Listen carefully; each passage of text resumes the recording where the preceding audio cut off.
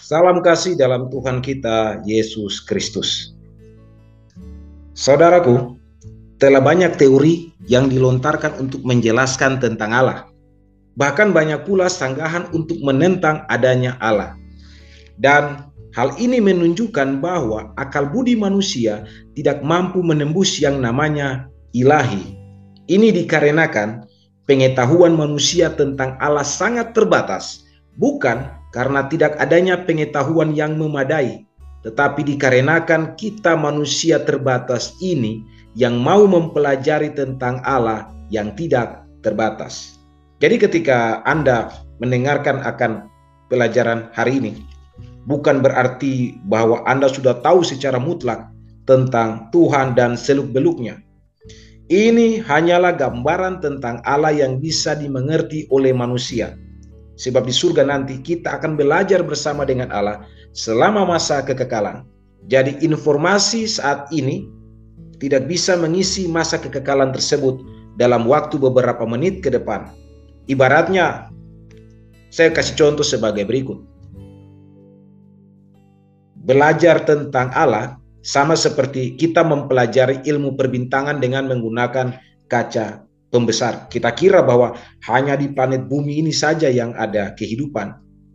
Padahal ada triliun planet yang mirip seperti bumi ini yang diperkirakan ada kehidupan di dalamnya.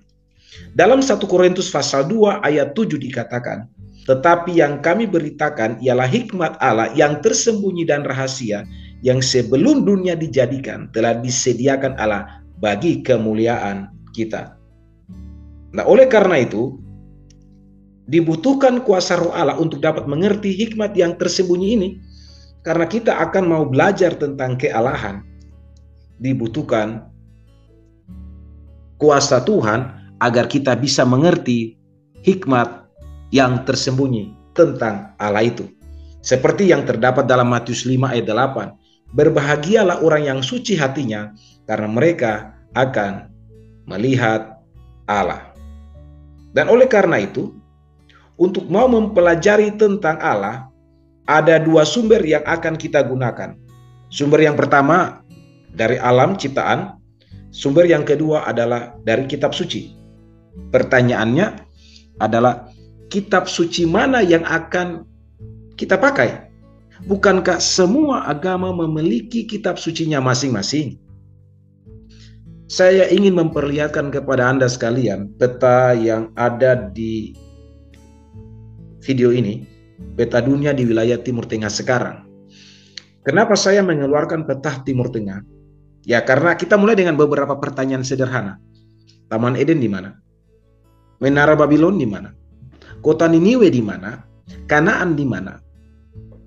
Semuanya berada di wilayah Timur Tengah, khususnya di wilayah negara Irak sekarang dan sekitar Israel.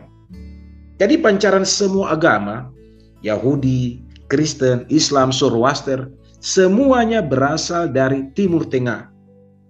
Berdasarkan hal ini, maka saya ingin menunjukkan sebuah ilustrasi sederhana sebelum kita melanjutkan pembahasan kita di saat ini.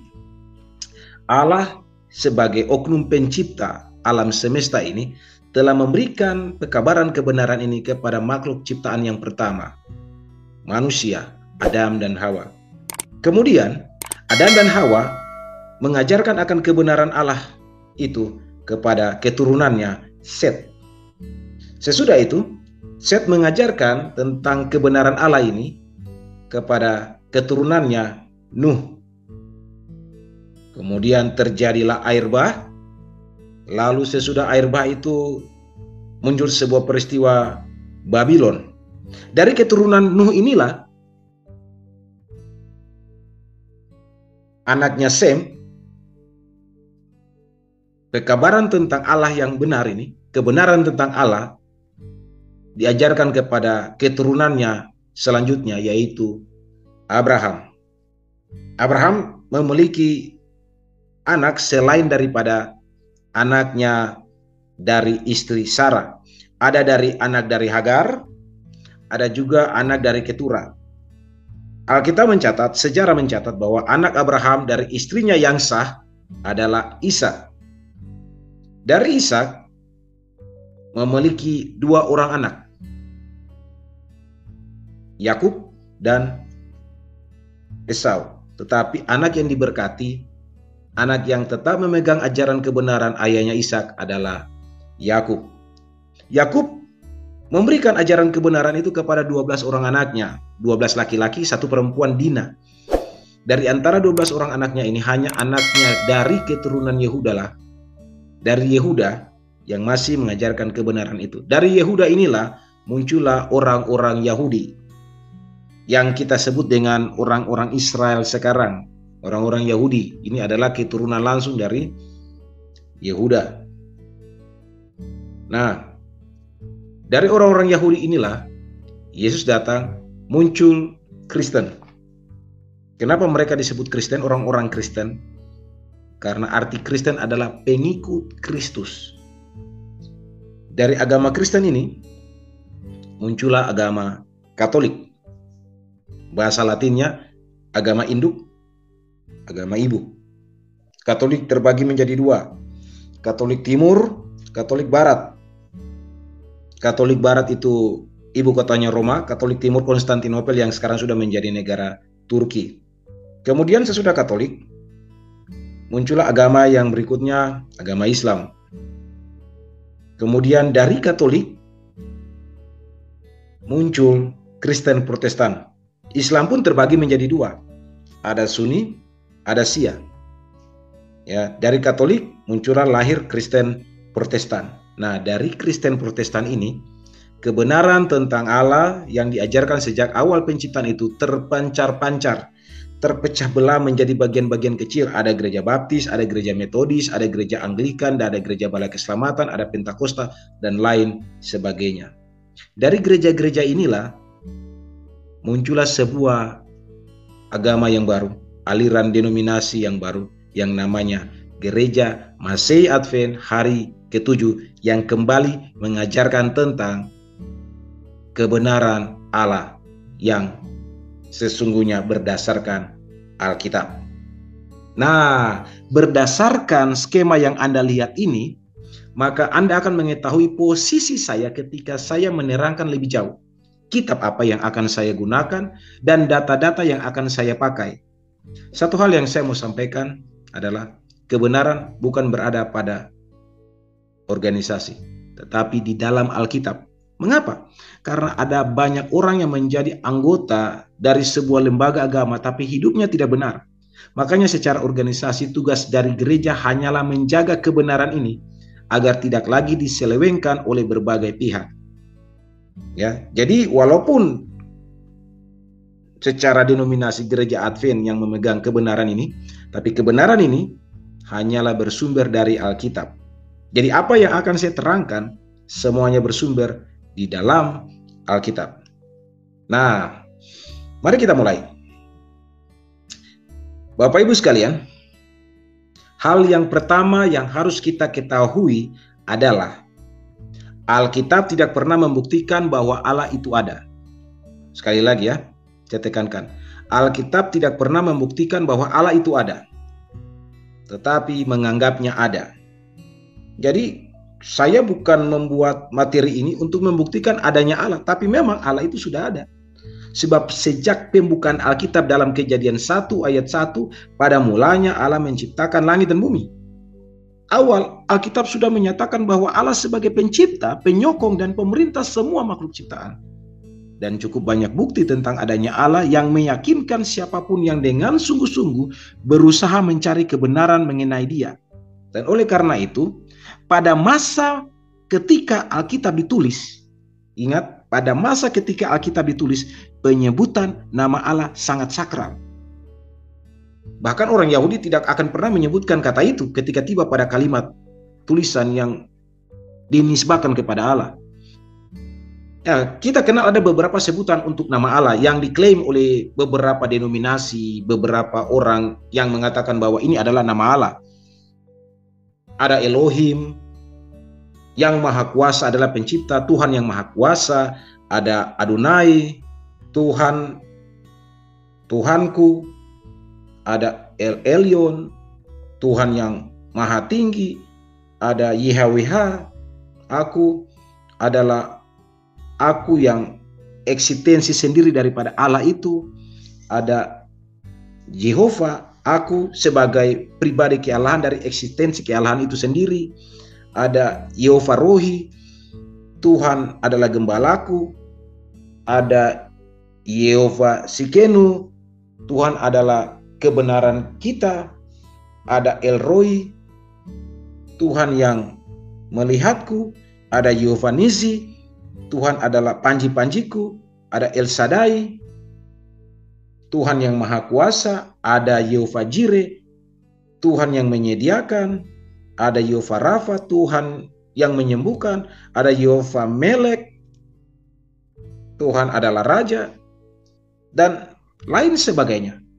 Tahukah Anda, semua nama-nama yang Anda lihat ini sebenarnya bukanlah nama Allah atau nama Tuhan. YHWH, Yehova itu bukan nama Allah atau nama Tuhan. Sekali lagi, semua ini bukan nama Allah, tapi semua ini menunjukkan sifat, identitas, tabiat, dan gambaran tentang Allah itu sendiri. Jadi yang Anda tahu selama ini, oh Elohim, El Shaddai, YHWH, Yahweh, Jehovah, itu bukan nama Allah. Itu menunjukkan sifat, identitas, tabiat, dan gambaran tentang Allah itu sendiri. Itu adalah sebuah gelar tentang kealahan. Mari kita lihat lebih jauh lagi tentang hal ini. Kalau saya sebutkan Presiden Republik Indonesia, itu jabatan, gelar, bukan nama. Sama seperti nama-nama yang baru saja saya sebutkan tadi. Itu semua adalah gelar kealahan, bukan nama Allah. Nah, Bapak Ibu sekalian, dalam penulisan Alkitab bahasa Ibrani, tulisan penyebutan tentang Allah itu menggunakan tulisan ini, YHWH. Dalam bahasa Ibrani, serumpun dengan bahasa Arab, bacanya dari kanan ke kiri. Dan ini semua huruf mati. Dan pada umumnya orang Yahudi menolak mengeja kata ini karena takut meremehkan nama Allah, sehingga mereka tidak mau menyebutnya dengan suara keras. Bahkan terkadang ketika pembacaan Alkitab tiba pada kata ini, biasanya mereka diam. Ya, sebagai contoh, kalau mereka baca pada Kejadian 1 ayat 1, pada mulanya kata Allah itu mereka tidak sebutkan, mereka diam. Kemudian mereka berpindah, menjadikan langit dan bumi. Jadi pada mulanya, diam sejenak, menjadikan langit dan bumi. Itu cara baca Alkitab di waktu itu ketika mereka tiba pada kata ini, YHWH. Tetapi kata ini di dalam struktur tata bahasa Ibrani ini disebut ideogram. Bagi Bapak Ibu sekalian yang mungkin belum mengerti tentang tata bahasa Ibrani, kata YHWH ini dalam struktur bahasa Ibrani ini disebut ideogram.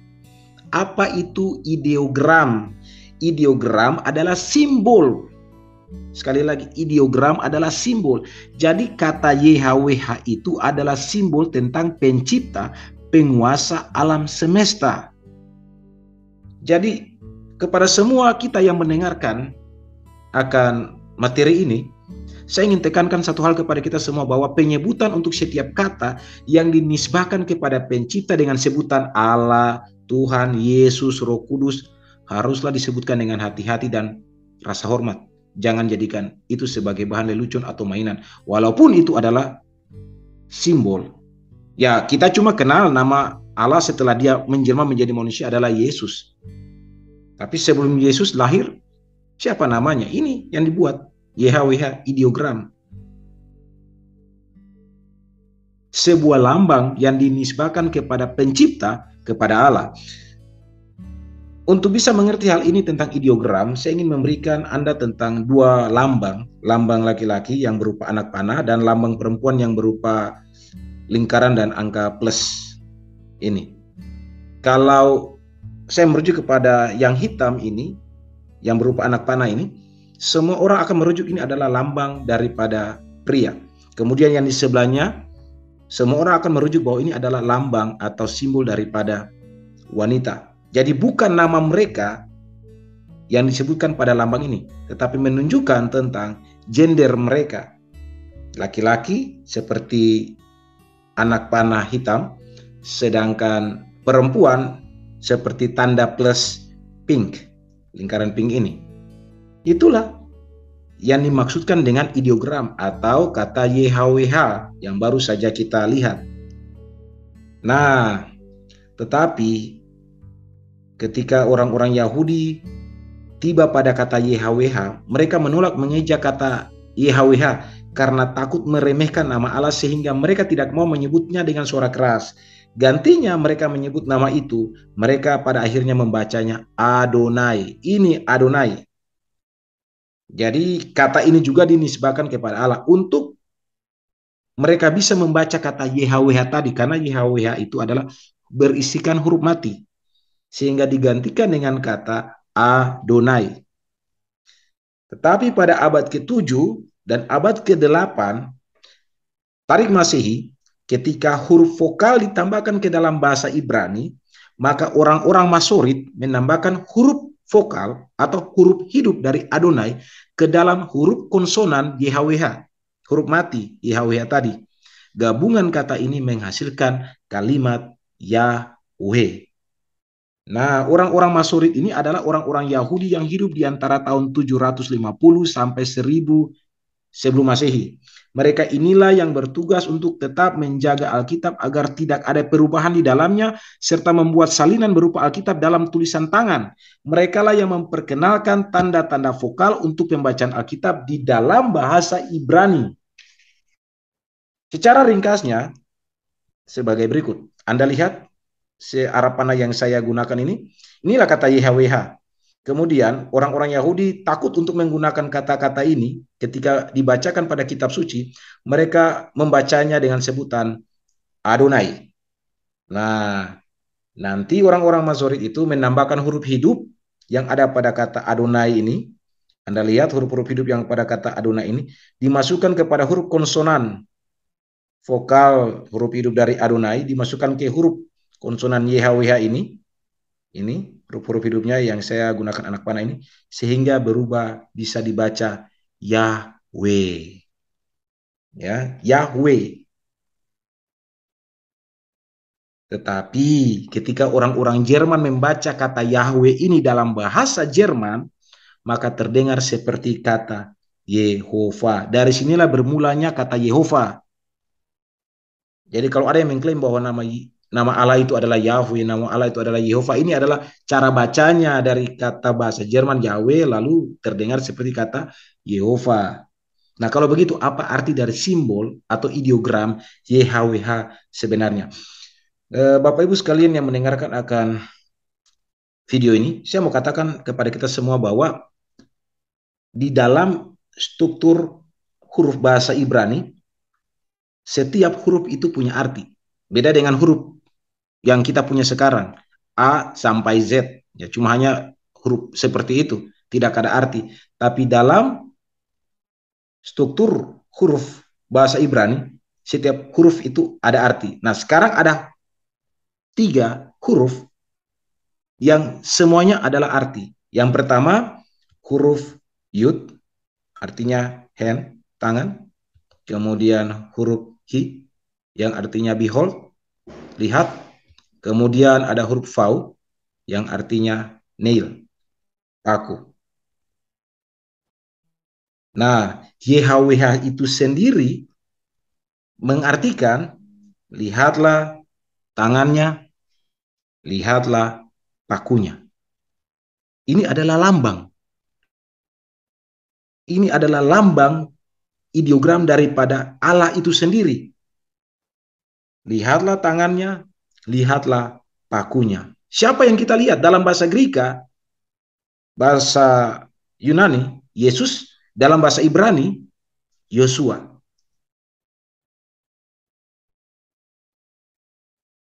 Jadi jika digabungkan YHWH dan Yesus atau Yosua, artinya adalah Yahweh adalah keselamatan kita. Yahweh adalah keselamatan kita. Jikalau kau tidak percaya, lihatlah tangannya, lihatlah pakunya. Sekarang Anda mengerti kenapa orang Kristen mengakui Yesus sebagai Tuhan. Karena dimulai dari kata tadi, YHWH, yang menjadikan itu sebagai ideogram simbol yang merujuk kepada Yesus. Allah yang menjelma ketika menjadi manusia, namanya kita kenal sebagai Yesus.